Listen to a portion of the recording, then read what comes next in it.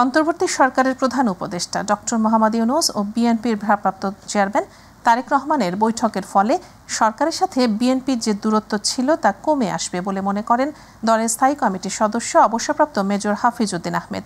তিনি বলেন, আগামী রোজার আগে নির্বাচনের দাবি মেনে নেয়ায় দেশে গণতন্ত্র সুসংহত হবে। মাই টিভির সাথে একান্ত সাক্ষাৎকারে মেজর হাফিজ এসব কথা বলেন। ইউসুফ আলীর বিশেষ রিপোর্ট। 13 জুন লন্ডনের পার্ক লেন হোটেল ডোরচেস্টারে বাংলাদেশ সময় দুপুর 2টায় অন্তর্বর্তী সরকারের প্রধান উপদেষ্টা ডক্টর মোহাম্মদ ইউনূসের সাথে বিএনপির ভারপ্রাপ্ত চেয়ারম্যান তারেক রহমানের বৈঠক অনুষ্ঠিত হয়। সৌহার্দ্যপূর্ণ বৈঠকে দেশের জাতীয় নির্বাচন, সংস্কার ও স্বৈরাচারের বিচার কাজ ত্বরান্বিত করা সহ বিভিন্ন বিষয়ে আলোচনা হয়।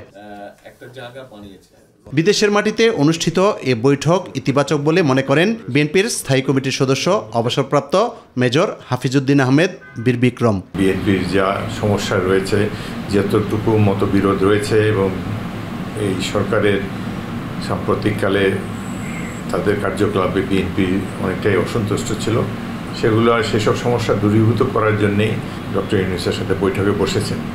তো বৈঠকের রেজাল্ট আমার জানার মতে ইতিবাচক এবং উভয় পক্ষের বৈঠকে সন্তুষ্ট। তিনি বলেন, আগামী বছরের শুরুতে জাতীয় নির্বাচন অনুষ্ঠিত হলে দেশের মানুষের দীর্ঘদিনের আশা আকাঙ্ক্ষার প্রতিফলন ঘটবে। আমাদের প্রধান চাওয়া ছিল যে নির্বাচনটি এপ্রিল মাসে হলে পরিস্থিতি আরও ঘোলাটে হবে। তো আমরা যতটুকু ইন্ডিকেশন পেয়েছি যে ব্যাপারে প্রধান উপদেষ্টা রাজি হয়েছেন। তো একটা বিএনপির জন্য এবং দেশবাসীর জন্য এটা একটা ভালো খবর। তারা একটা সুষ্ঠু নিরপেক্ষ নির্বাচন অংশগ্রহণ করতে পারবে, পরিবেশ ভালো থাকবে, আবহাওয়া ভালো থাকবে। প্রধান নির্বাচন কমিশনার যদি নতুন তারিখ ঘোষণা করেন প্রধান উপদেষ্টার সাথে আলাপ আলোচনার মাধ্যমে, তাহলে দেশের জন্য ভালো হবে, গণতন্ত্র আরও মজবুত হবে। ইউসুফ আলী, মাই টিভি, ঢাকা। বিএনপির ভারপ্রাপ্ত চেয়ারম্যান তারেক রহমানের সঙ্গে বৈঠকের বিষয়ে বিদেশে বসে যৌথ বিবৃতি দেওয়ার মাধ্যমে প্রধান উপদেষ্টা নিরপেক্ষতা ক্ষুণ্ণ হয়েছে বলে মন্তব্য করেছে জামায়াত ইসলামী। শনিবার দলটির কেন্দ্রীয় প্রচার ও মিডিয়া বিভাগের সেক্রেটারি মতিউর রহমান আকন্দের সই করা এক বিবৃতিতে এই মন্তব্য করা হয়েছে। বিবৃতিতে বলা হয়, জামায়াত ইসলামী মনে করে সরকার প্রধান হিসেবে কোনো একটি দলের সঙ্গে যৌথ প্রেস ব্রিফিং নৈতিকভাবে কিছুতেই যথার্থ নয়। সরকারের নিরপেক্ষতা এবং অবাধ, সুষ্ঠু ও গ্রহণযোগ্য নির্বাচন নিয়ে যে সংশয় দেখা দিয়েছে তা নিরসনকল্পে প্রধান উপদেষ্টার ভূমিকা জাতির সামনে স্পষ্ট করার জন্য জামায়াত ইসলামী নির্বাহী পরিষদ অন্তর্বর্তী সরকারের প্রতি আহ্বান জানাচ্ছে। প্রধান উপদেষ্টা ডক্টর মোহাম্মদ ইউনূস যুক্তরাজ্যের লেবার পার্টি এমপি টিউলিপ সিদ্দিকীকে বাংলাদেশে ফিরে এসে দুর্নীতির অভিযোগে আদালতে হাজির হয়ে বিচারের মুখোমুখি হওয়ার আহ্বান জানিয়েছেন। যুক্তরাজ্য সফরে ডক্টর ইউনূস ITV নিউজকে দেয়া এক সাক্ষাৎকারে বলেন, যে কোনো ধরনের অভিযোগ রাজনৈতিক সংলাপের মাধ্যমে নয়, আইনানুগভাবে আদালতেই মোকাবেলা করা উচিত। সাক্ষাৎকারে ডক্টর ইউনূস বলেন, একটি সুষ্ঠু নির্বাচনী পরিবেশ তৈরি করে জনগণের নির্বাচিত প্রতিনিধির কাছে ক্ষমতা হস্তান্তর করাই অন্তর্বর্তী সরকারের মূল লক্ষ্য। আতিকুর রহমান তিতাসের রিপোর্ট। গত বছরের জুলাই গণঅভ্যুত্থানে পতন ঘটে আওয়ামী লীগ সরকারের। আন্দোলনের মুখে পদত্যাগ করে ভারতে পালিয়ে যান শেখ হাসিনা। এমন টালমাটাল পরিস্থিতিতে সামনে আসেন খুবই পরিচিত মুখ নোবেল বিজয়ী ডক্টর মোহাম্মদ ইউনূস। অন্তর্বর্তীকালীন সরকারের প্রধান হিসেবে দায়িত্ব নেন তিনি। শুরু হয় নতুন বাংলাদেশ গড়ার সংগ্রাম। 4 দিনের যুক্তরাজ্য সফরে ITV নিউজের মুখোমুখি হন ডক্টর ইউনূস। শিহাব খানের নেয়া সাক্ষাৎকারে উঠে আসে বাংলাদেশের নানা প্রসঙ্গ। Restore peace and order. That's the immediate thing because there's a whole country up in flame at that time. ভারতে অবস্থান করা শেখ হাসিনাকে দেশে ফিরিয়ে আনতে দেশটির প্রধানমন্ত্রী নরেন্দ্র মোদীকে কি বলেছিলেন এমন প্রশ্ন রাখা হয় তার কাছে। We always look for a best of relationship with India. That's we never made a compromise on that. We want to have that, but we have kind of issues that comes up. Fake news is one of the things that bothered us a lot. Sheikh Hasina's speeches addressing to Bangladeshis is extremely unhelpful to us. So these things we keep raising with them. December থেকে জুনের মধ্যেই দেশে নির্বাচন আয়োজন করতে চায় অন্তর্বর্তীকালীন সরকার। তবে এপ্রিলে নির্বাচন আয়োজন করা হবে এমন কথা দিয়েছেন বলে জানান doctor Yunus. Earliest it will be December.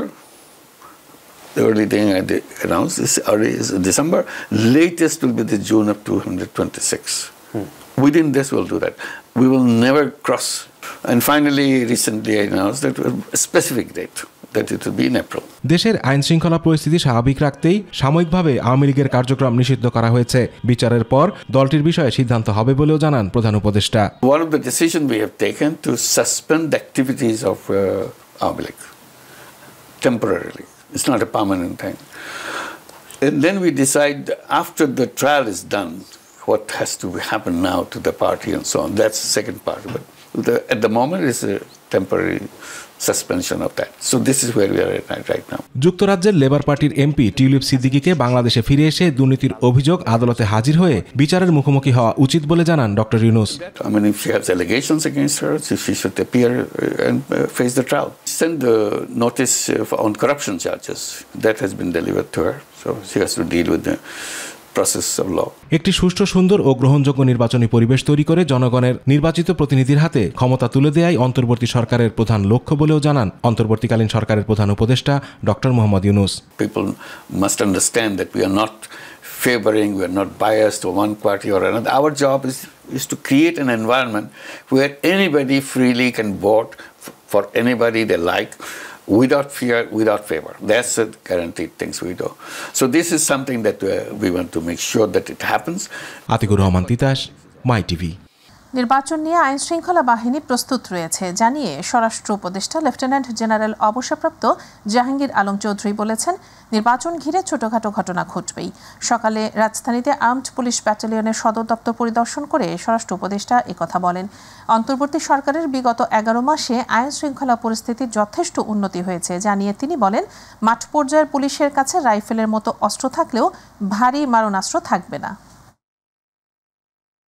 মারণাস্ত্র বলতে বড় ধরনের হাতিয়ারগুলি থাকবে না, বাট আপনারা জানেন এপি ব্যাটালিয়নের রুল এবং অন্যান্য নর্মাল পুলিশের রুল কিন্তু এক না, একটা এক রুলে কিন্তু তৈরি হয়েছে। এখন এদের রুল হয়েছে ডিউরিং ইভেন যদি আমাদের কোনো সময় যুদ্ধ করতে হয়, এরা কিন্তু সেনাবাহিনীর সাথে যুদ্ধ করবে। মারণাস্ত্র বলতে হলে ওইটা বুঝাইছি, বড় ধরনের অস্ত্র থাকবে না। প্রিয়জনদের সঙ্গে আনন্দ উদযাপন শেষে আবারও ঢাকায় ফিরতে শুরু করেছেন রাজধানীবাসী। 10 দিনের ছুটি শেষে রবিবার খুলছে সরকারি অফিস, আদালত ও ব্যাংক। এর আগে বাস, লঞ্চ এবং রেল স্টেশনে দেখা যায় রাজধানীতে কর্মস্থলে ফেরা মানুষের ভিড়। আফজাল হোসেন জানাচ্ছেন বিস্তারিত। প্রিয়জনের সাথে ঈদের আনন্দ উপভোগ শেষে আবারও কর্মস্থলে ফিরছেন রাজধানীবাসী। ঈদের 10 দিন ছুটি শেষে রবিবার খুলছে সরকারি অফিস, ব্যাংক ও আর্থিক প্রতিষ্ঠান। এর আগেই রাজধানীর লঞ্চ টার্মিনাল, রেল স্টেশন এবং বিভিন্ন বাস টার্মিনালে যাত্রীদের ভিড় বেড়েছে। ঈদ আসলে সবার জন্য খুশি বয়ে আনে। আমাদের সবার মধ্যেই আসলে এই ঈদটা আমাদের জন্য অনেক খুশির একটা ছিল।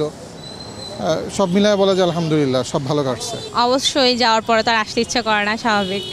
আর আমি তো ভার্সিটিতে পড়ি, তো হল লাইফ কষ্টদায়ক। এদিকে কমলাপুর রেল স্টেশনে প্রতিটি ট্রেন থেকেই ধারণ ক্ষমতার তুলনায় অনেক বেশি যাত্রী নামছেন। তবে যাত্রীদের বেশিরভাগের মুখে নেই মাস্ক। স্বাস্থ্যবিধি মানার বিষয়েও রয়েছে অনীহা। নিরাপদ যাত্রা আর গ্রামে পরিবারের সাথে ঈদের আনন্দ ভাগাভাগি করতে পেরে উচ্ছ্বাস প্রকাশ করেছেন যাত্রীরা।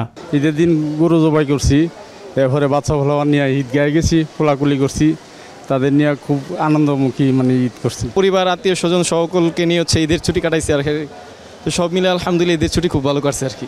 আলহামদুলিল্লাহ পরিবারের সাথে ঈদ খুবই ভালো কেটেছে। আমরা আজকে ঈদের ছুটি কাটিয়ে ঢাকায় ফিরে আসছি। আমাদের অফিস শুরু হয়ে গেছে, তাই চলে আসতে হয়েছে। প্রিয়জনের সাথে ঈদের ছুটি কাটিয়ে রাজধানীতে ফিরতে শুরু করেছেন কর্মজীবী মানুষেরা। তারা বলছেন, পরিবারের সাথে ঈদের যে মধুর স্মৃতি তা অনুপ্রেরণা যোগাবে আগামীর পথ চলার। এছাড়া কুরবানির যে শিক্ষা পেয়েছেন তা কাজে লাগাতে চান ভবিষ্যতের জীবনে। আফজাল হোসেন, মাই টিভি, ঢাকা। চিরচেনা রূপে ফিরতে শুরু করেছে রাজধানী ঢাকা। আবারও সড়কে বাড়ছে যানবাহন সহ মানুষের সংখ্যা। তবে এ সপ্তাহের মধ্যে পুরোদমে অতীতের মতো সড়কে বাড়বে যানবাহনের চাপ এবং মানুষের আনাগোনা। বিশেষ করে বিভিন্ন অফিস, আদালত, ব্যবসা প্রতিষ্ঠান এবং অন্যান্য কর্মসংস্থান রোববার থেকে চালু হতে যাওয়ায় স্বাভাবিক জীবনযাত্রা শুরু হতে যাচ্ছে। রাজীব হোসেনের ক্যামেরায় আবু সাইদ অপু রিপোর্ট। ঈদের ছুটি শেষ হয় রোববার থেকে পুরোদমে কর্মদিবস শুরু হয় সেই চিরচেনা যানজট আর কর্মব্যস্ততা নগরী রাজধানী ঢাকা আবারও কর্মমুখর হয়ে উঠতে শুরু করেছে। তাই তো নগর জুড়ে গণপরিবহন থেকে শুরু করে ব্যক্তিগত গাড়ি, সিএনজি, মোটরসাইকেল ও মানুষের আনাগোনা বেড়েছে। মেট্রো রেলেও কর্মব্যস্ত মানুষের ভিড়। দীর্ঘ ছুটি কাটিয়ে শুনশান নগরী আবারও কর্মচাঞ্চল্যতার রূপ ফিরে পাওয়ায় কি বলছেন নগরবাসী? ঈদের পরে আবার সেই আগের মতোই রাস্তায় মানে প্রচুর জ্যাম। এখন যানজটটা বৃদ্ধি পাবে, একটু কর্মব্যস্ত হয়ে থাকবে, কিন্তু স্বাভাবিক টাকার তো এটাই তো চিরচেনা। ঈদের ছুটি শেষে আর কি আবার ব্যস্ত শহর হয়ে গিয়েছে, সবাই আবার ফিরে এসেছে, তো এখন আবার সেই যানজট, মানুষজন, ভিড় সে আগের মতোই তো। আর এদিকে ছুটি শেষ হয় সব বিপণী বেতানগুলোতে এবং ফুটপাতের দোকানগুলো খুলতে শুরু করেছে, বাড়ছে বেচাকেনা। দোকান খোলার মূল উদ্দেশ্য হচ্ছে ঈদের পরে আমাদের ভালো একটা সেল হয়। নগরীর বিভিন্ন গুরুত্বপূর্ণ পয়েন্টে সড়কের শৃঙ্খলা দায়িত্বে থাকা ট্রাফিক পুলিশরা বলছেন, সড়কে এখনো যানজট কিংবা চাপ না বাড়লেও আগামী সপ্তাহ থেকে পুরোদমে শুরু হবে কর্মযোগ্য। ঈদের পরপরে যে অবস্থাটা ছিল আজকের দিনে দেখতেছি অনেকটাই চাপ বেড়েছে, তো আর এই চিরচেনা রূপে ফিরতে আমাদের আরও এক সপ্তাহ অপেক্ষা করতে হবে। দীর্ঘ ছুটি কাটিয়ে আবারও কর্মব্যস্ততা নগরীর রাজধানী যেন কর্মমুখর হয়ে উঠেছে, যার ফলে রাস্তাঘাটে এভাবে যেন জনসমাগম সৃষ্টি হচ্ছে। তবে এসব মানুষের দাবি যে চিরচেনা রূপে ঢাকা ফিরতে শুরু করেছে, সেই চিরচেনা রূপ যেন কখনো ভোগান্তিতে পরিণত না হয়। ফার্মগেট থেকে আবু সৈয়দ অপু, মাই টিভি, ঢাকা। দেশে গত 24 ঘন্টায় 139 জনের নমুনা পরীক্ষায় 7 জনের শরীরে করোনা ভাইরাস শনাক্ত হয়েছে। এ নিয়ে মোট আক্রান্ত রোগীর সংখ্যা দাঁড়ালো 20,51,807 জনে। তবে 24 ঘন্টায় আক্রান্ত কারো মৃত্যু হয়নি। ফলে করোনা ভাইরাসে মৃতের সংখ্যা 29,502 জনেই অপরিবর্তিত রয়েছে। শনিবার স্বাস্থ্য অধিদপ্তর থেকে পাঠানো করোনা বিষয়ক নিয়মিত সংবাদ বিজ্ঞপ্তিতে এসব তথ্য জানানো হয়েছে। বিজ্ঞপ্তিতে বলা হয় 24 ঘন্টায় করোনা থেকে সুস্থ হয়েছেন 5 জন। এর ফলে এ সংখ্যা 20,19,401 জনে দাঁড়ালো। এর আগে শুক্রবার 174 জনের নমুনা পরীক্ষা করে নতুন করে আরও 15 জনের শরীরে করোনা ভাইরাস শনাক্ত হয়। এদিন 2 জনের মৃত্যুর তথ্য জানানো হয়। যুক্তরাজ্যে 4 দিনের সফর শেষে দেশে পৌঁছেছেন প্রধান উপদেষ্টা অধ্যাপক ডক্টর মোহাম্মদ ইউনূস। শনিবার সকাল 9:45টায় তাকে বহনকারী বিমান বাংলাদেশের ফ্লাইটটি ঢাকায় অবতরণ করে।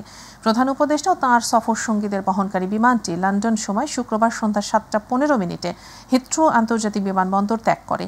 4 দিনের এই সফরে প্রধান উপদেষ্টা যুক্তরাজ্যের হাউস অব কমন্সের স্পিকার ছাড়াও একাধিক গুরুত্বপূর্ণ ব্যক্তির সঙ্গে বৈঠকে মিলিত হন এবং বিভিন্ন কর্মসূচিতে অংশগ্রহণ করেন। বিএনপির ভারপ্রাপ্ত চেয়ারম্যান তারেক রহমানের সঙ্গেও গতকাল বৈঠক করেছেন প্রধান উপদেষ্টা। বৈঠক শেষে এক যৌথ বিবৃতিতে বলা হয়েছে, অত্যন্ত সৌহার্দ্যপূর্ণ পরিবেশে এ বৈঠক অনুষ্ঠিত হল।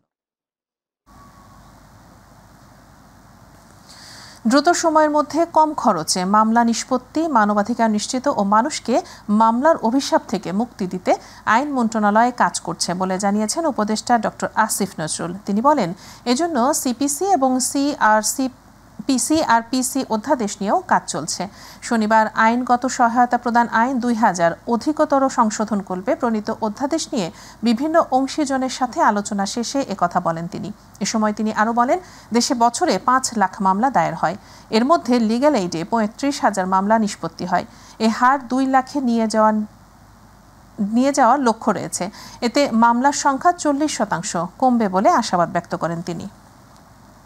আমরা আমাদের নিজস্ব সামর্থ্যের ভিত্তিতে ইনশাআল্লাহ আমাদের যে থার্ড অবজেক্টিভ আপনাদের বললাম, মামলার অভিশাপ থেকে মানুষকে মুক্তি দেওয়া, সেটার লক্ষ্যে ইনশাআল্লাহ লক্ষ্য স্থির করেছি। 1 জুলাই থেকে কাজ শুরু করব। সবসময় একটু কঠিন লক্ষ্য স্থির করি।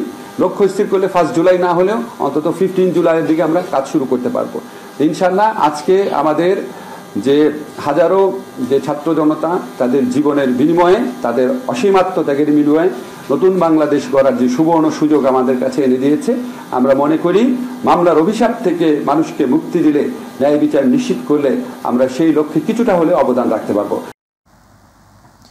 পর্যটক বান্ধব পরিবেশ গড়ে তুলতে সিলেটের কোনো পাথর কোয়ারি আর লিজ দেয়া হবে না বলে সাফ জানিয়ে দিয়েছেন বন, পরিবেশ ও জলবায়ু পরিবর্তন বিষয়ক উপদেষ্টা সৈয়দা রিজওয়ানা হাসান এবং বিদ্যুৎ ও জ্বালানি, খনিজ সম্পদ ও রেল সড়ক যোগাযোগ বিষয়ক উপদেষ্টা অধ্যাপক মোহাম্মদ ফায়জুল কবির খান।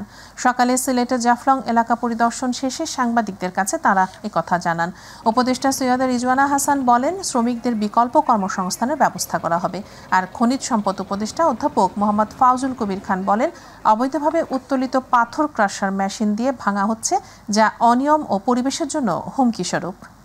ট্যুরিজম তারা কিভাবে করতে পারে, যাতে করে পাথর যারা উত্তোলন করে তাদের একটা বিকল্প কর্মসংস্থান হয়।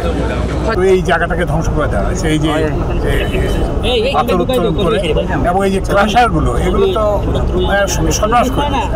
তো এই জন্য আমরা প্রথম কথা হচ্ছে যেটা, যে আপাতত আমরা এখান থেকে কোনো পাথর উত্তোলন হবে না, এই সিদ্ধান্ত আমরা দিয়েছি।